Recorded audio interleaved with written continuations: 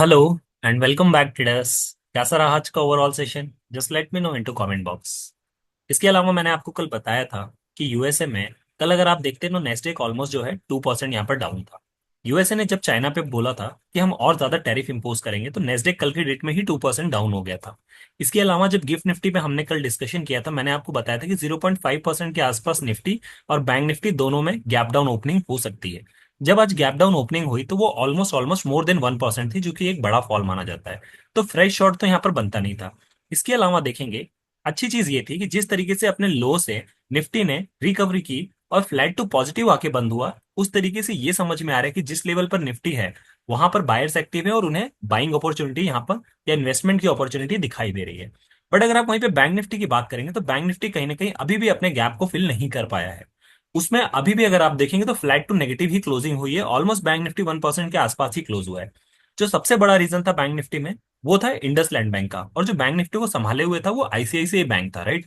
अब जो IndusInd bank है, इसमें सडनली न्यूज आती है कि इन्होंने अपने डेरिवेटिव्स में कुछ ऐसी चीजें जो आरबीआई के गाइडलाइंस को फॉलो नहीं किया है और अपने पूरे एसेट्स को डिक्लेयर नहीं किया है। और जब आप डेरिवेटिव्स के ट्रांजेक्शन यानी एफएनओ के ट्रांजेक्शन को, डेरिवेटिव्स के ट्रांजेक्शन के, फ्यूचर्स के ट्रांजेक्शन को छुपाते हैं, इट मीन्स कि आप फाइनेंशियली कोई ना कोई चीज हाइड करने की कोशिश कर रहे हैं। उस पैनिक में बहुत ज्यादा सेलिंग हुई और मार्केट 27% गिरा है वहां से इंडसलैंड बैंक, जिसकी वजह से ओवरऑल प्रेशर आज बैंक निफ्टी पे बना हुआ था, राइट। अगर सेम चीज मैं आपको न्यूज में दिखाऊं तो आपको समझ में आएगा कि क्या इंपैक्ट था। देखिए, अगर मैं आपको यहाँ पर दिखाऊं ओवरऑल, देखिए अगर आप यहाँ देखेंगे तो यहाँ क्लियरली मेंशन है कि ट्रांजैक्शन में कुछ ना कुछ ऐसा था जो इनकरेक्ट वैल्यूएशन था और आरबीआई गाइडलाइंस को फॉलो नहीं किया गया था। और इसने डेफिनेटली एक बड़ा इंपैक्ट किया है, जिसकी वजह से ओवरऑल इंपैक्ट, ये सेलिंग प्रेशर बैंक निफ्टी में काफी ज्यादा था, राइट। अब यहाँ से अगर आप लेवल्स की बात करेंगे तो देखिए इमीडिएटली ये गैप यहाँ पे फिल नजर आ रहा है, राइट। बट ये गैप अभी भी पेंडिंग है, जो कि 22,800 का लेवल है। तो अच्छी चीज ये है कि बैंक निफ्टी में जहां पर कल मार्केट था, मार्केट ने वहीं पर सस्टेन करने की कोशिश की है अपने 22,500 के लेवल को। इसका मतलब अगर मार्केट फर्दर ऊपर जाता है तो 22,800 तक जा सकता है, अगर मार्केट को थोड़ा भी यहाँ से बायर्स का फर्दर सपोर्ट मिलता है। अदरवाइज अगर मार्केट को वापस से रिवर्स लेना होगा तो 22,500 से ही लेगा, क्योंकि आप देखेंगे यही वो लेवल्स है जहां पे मार्केट ने आके अभी आज क्लोजिंग दी है और यहीं से फर्दर रिवर्सल भी आ सकता है। तो अगर स्टार्टिंग के 30 मिनट्स या 1 आवर में मार्केट 22,500 के ऊपर टिकता है तो मान लीजिएगा कि फिर मार्केट धीरे धीरे एक पॉजिटिव लेके 22,700 और 800 की तरफ बढ़ने की कोशिश करेगा। अदरवाइज 30 मिनट्स में अगर इसके नीचे या 1 आवर तक सस्टेन करता है तो आपको समझ में आएगा कि मार्केट फिर वापस से 22,400 और 22,300 की तरफ वापस अप्रोच कर सकता है। तो कल के half day, half half hours या फिर 1 आवर की जो ट्रेडिंग सेशन होगा वो बहुत ज्यादा क्रूशियल होने वाला है, राइट। सो आई होप ये चीज समझ में आई होगी और 22,700 ऊपर का टारगेट रखिएगा अगर मार्केट फर्दर जाता है, राइट। सो आई होप ये चीज यहाँ से समझ में आई हो। सेम चीज अगर मैं आपको नीचे दिखाऊं तो देखिए 22,700 के आसपास जाके, अगर 22,700 इसके आसपास आ जाता है और मार्केट इस गैप को फिल कर देता है, इस गैप को, तो यहाँ से फिर आपके लिए रिवर्सल पॉइंट होगा 22,800, क्योंकि ये जल्दी तोड़ेगा नहीं मार्केट, राइट। इसको तोड़ने के लिए थोड़ा अच्छा न्यूज चाहिए, तो ये आपके लिए रिवर्सल पॉइंट होगा। अदरवाइज यहाँ से यहाँ तक आप बुलिश बन सकते हैं। अगर यहाँ से रिवर्सल मिलता है तो फिर नेक्स्ट टारगेट आपका 22,400 एंड फिर 22,300 जो नीचे वाला लेवल है वो खुल जाएगा, राइट। तो उस हिसाब से आप अपना ट्रेड प्लान कर सकते हैं। अगर सेम चीज मैं आपको बैंक निफ्टी में लेकर चलूं और वहां दिखाऊं तो देखिए बैंक निफ्टी में मैंने आपको बताया कि बैंक निफ्टी में मार्केट में अभी भी ये गैप फिल नहीं हुआ है, जो कि 48,100 का है, राइट। मार्केट 48,000 पे आया था फिल करने, बट समहाउ 48,000 से रिवर्सल उसको देखने को मिल गया। इसका ये मतलब है कि जब यहां से ये रिवर्सल आया है तो 48,000 आपके लिए क्रूशियल लेवल बन गया है। अगर 48,000 यहां से तोड़ता है तो फिर इस लेवल को मार्केट फिल करने जाएगा 48,100। और फर्दर अगर आप मुझसे पूछेंगे कि हार्डली कितना जा सकता है तो मैं कहूंगा कि 48,300, क्योंकि 48,300 वो लेवल है जो ये वाला लेवल आपको नजर आ रहा है, 48,300 टू 48,400, जहां पे एक मेजर रेजिस्टेंस है, राइट। तो अगर मार्केट को एक्चुअल बुलिश होना है तो 48,500 के ऊपर सस्टेन करना पड़ेगा, जो ये लेवल आपको दिखाई दे रहा है, तो ही मार्केट फिर अपने नेक्स्ट टारगेट जो कि 49,000 है जा सकता है। अदरवाइज यहां से अगर मार्केट फर्दर आता है तो 48,100 को टच करेगा और फिर से वापस डाउन जा सकता है। तो यहां से एक रिवर्सल प्ले करने का आपको अपॉर्चुनिटी मिलेगा 48,100 या 150 से। और नीचे साइड अगर यहां से फर्दर जाता है तो एक बार को हो सकता है कि 47,700 जो आज का लो है यहां से सपोर्ट लेने की कोशिश करे और फिर ग्रीन कैंडल बनाए और उसके बाद फिर इस लेवल को तोड़े।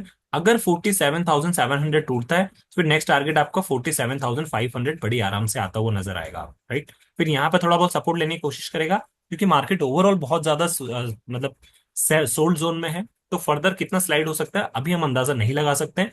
तो बेटर इट 200-200 पॉइंट पे आप अपना प्रॉफिट बुक करते चलेंगे तो ज्यादा बेटर होगा। 47,700 के बाद ये लेवल रहेगा आपका, क्योंकि मार्केट ओवरसोल्ड है। अगर गैप डाउन हो जाता है तो no need to do a fresh short here, इस चीज से आपको बचना है, राइट। अगर अपसाइड मोमेंटम मिलता है तो ये फिल करने जरूर जा सकता है।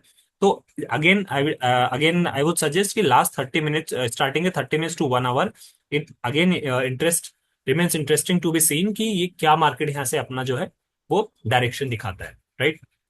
ऑप्शन चेन पर अगर आएंगे, और ऑप्शन चेन पर अगर मैं आपको बैंक निफ्टी दिखाऊं, सो आपको यहाँ से ये समझ में आएगा, मार्केट 47,800 के आसपास है हमारा। यहाँ से देखिए, आपको जो मेजर रेजिस्टेंस समझ में आ रहा है वो 48,000 पे यहाँ पे नजर आ रहा है। यही वो लेवल है जहां पर मार्केट सपोर्ट भी देख रहा है, रेजिस्टेंस भी देख रहा है, और सपोर्ट भी देख रहा है। अगर यहाँ से फर्दर नीचे स्लाइड होता है मान लीजिए, राइट, तो फिर 26,000 जो कि 47,500 है, डायरेक्ट यहीं रुकेगा। मैंने कहा 47,700 तोड़ता है तो फिर 47,500 पे ही रुकेगा।